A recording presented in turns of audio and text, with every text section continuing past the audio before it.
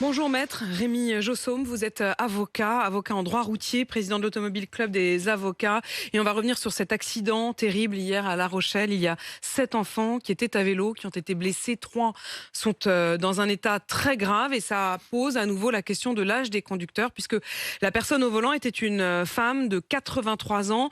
Voilà ce que raconte un des témoins de la scène, Michel.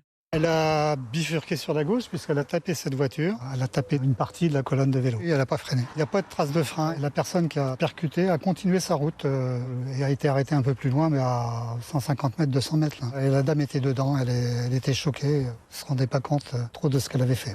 Elle ne se rendait pas trop compte de ce qu'elle avait fait. Maître, est-ce qu'il y a un problème avec l'âge des conducteurs ? Je ne le crois pas. D'abord parce que statistiquement, toutes les personnes dites seniors ne sont pas surreprésentées dans l'accidentalité, c'est-à-dire que ce ne sont pas des gens qui conduisent alcoolisés, ce ne sont pas des gens qui conduisent sous stupéfiants, ce ne sont pas des gens qui commettent des refus d'obtempérer, bref, ce ne sont pas les gens qui rentrent dans les cases de l'insécurité routière, en tout cas dans les causes de Oui, mais l'insécurité précisément, routière. moi je vous arrête quand même tout de suite. C'est qu'il y a cette question effectivement de la vitesse, de l'alcool, etc. Mais là, typiquement dans l'accident qui a eu lieu hier, il n'y a en effet aucun excès de vitesse. Elle est visiblement entre 30 et 50, donc elle est tout à fait dans les clous. Sauf qu'il y a visiblement une sorte de perte de contrôle du véhicule. On a eu le témoignage tout à l'heure de Carmen qui a 88 ans, qui disait « Moi, je me suis bien rendu compte que je continuais à rouler, mais qu'il y avait des petits moments où j'étais moins en contrôle, où mes jambes me paraissaient moins répondre. » Alors, je ne pense pas qu'il ne fasse rien faire. C'est-à-dire que nécessairement, il y a peut-être, parce que la population française, comme d'autres, vieillit, Vieilli. il y a peut-être des mesures adaptées à prendre, peut-être au cas par cas. Moi, je ne veux pas de mesures générales absolues. D'ailleurs, ça ne marche pas. Tous les pays qui ont mis en place les visites médicales obligatoires C'est le se cas en rendent Espagne, compte, par exemple. notamment en Espagne, en Italie ou dans d'autres États, ça n'a pas d'effet direct sur l'accidentalité des seniors. Donc, peut-être mettre en place d'autres mesures alternatives et notamment remettre au centre du problème le médecin conseil, le médecin traitant, qui aujourd'hui, évidemment, lui, se réfugie derrière le secret médical, et c'est tout à fait légitime, mais peut-être l'associer à une prise de décision, parce que les préfets disposent déjà de la possibilité de contraindre toute personne indépendamment de son âge, en raison d'informations dont il dispose, qui vont lui être communiquées par les autorités policières, par les autorités judiciaires, même par la famille d'une personne concernée. Les préfets ont la possibilité de mettre en place des contrôles médicaux. Est-ce que c'est obligatoire ce contrôle si le préfet le demande ? Dans ce cadre-là, il y a la réunion d'une commission médicale avec des médecins. Et si cette commission médicale estime que la personne n'est plus apte à conduire, peu importe son âge, j'insiste Oui, bien oui, sur c'est ce pas une fait-là. stigmatisation des plus âgés. Ça peut être aussi Exactement. au suite d'un AVC ou d'un...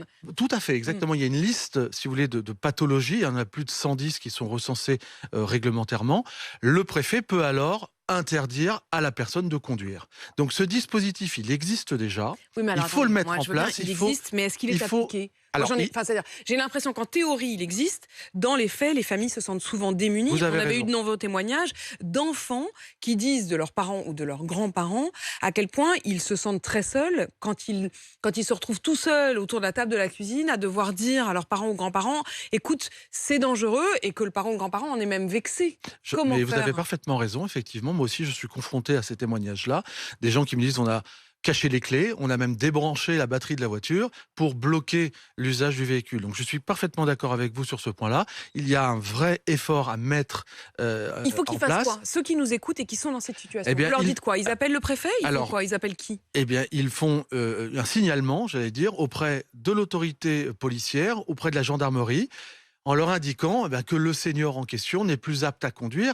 Et là, effectivement, c'est la préfecture qui va déclencher la mise en place d'un contrôle médical. Donc moi, je suis plutôt favorable à ce type de mesures C'est-à-dire à des contrôles ponctuels, ciblés. exactement, personnalisées, et je ne veux pas de mesures générales et absolues. Vous savez qu'aujourd'hui, il y a des visites médicales imposées pour les infractionnistes. Pour ceux qui commettent des infractions avec de l'alcool, du stup, de la vitesse, ces personnes-là ont une obligation de visite médicale. Oui, mais c'est après. C'est une C'est fois qu'il après y a eu l'infraction, mais infraction. tout ça pour vous dire qu'aujourd'hui, il y a des délais d'attente extrêmement longs pour des centaines de milliers de personnes. Imaginez demain si on met en place ces contrôles systématiques pour des Ouais, millions alors de ça, moi, j'ai personnes. toujours du mal avec cet C'est argument-là. c'est Parce que ça veut absolument dire, pas bon, bah, possible. comme il n'y a pas de médecin, on ne se soigne pas. Non, c'est pas ça que je veux dire. Ça veut dire Comme il y a déjà une file d'attente, ben, on va pas du coup en rajouter. c'est pas ça que je veux dire. Ça veut dire qu'il faut justement trouver une mesure différente, alternative. D'où ma proposition la pierre angulaire de cette problématique, c'est le médecin conseil qui lui doit pouvoir avoir une action. Il doit pouvoir influencer auprès de son patient la prise de décision d'arrêter de conduire et peut-être envisager que celui-ci puisse interagir avec les services de police ou de gendarmerie ou de la préfecture, qu'il soit en fait ce relais entre son patient et l'autorité pour justement mettre un terme à des conduites à risque. Merci beaucoup, Rémi Jossaume. Vous êtes donc avocat en droit routier, président de l'Automobile Club des avocats. Nous avoir apporté ces précisions aussi, au-delà de Merci à vous. l'émotion que suscite bien sûr cet accident à La Rochelle.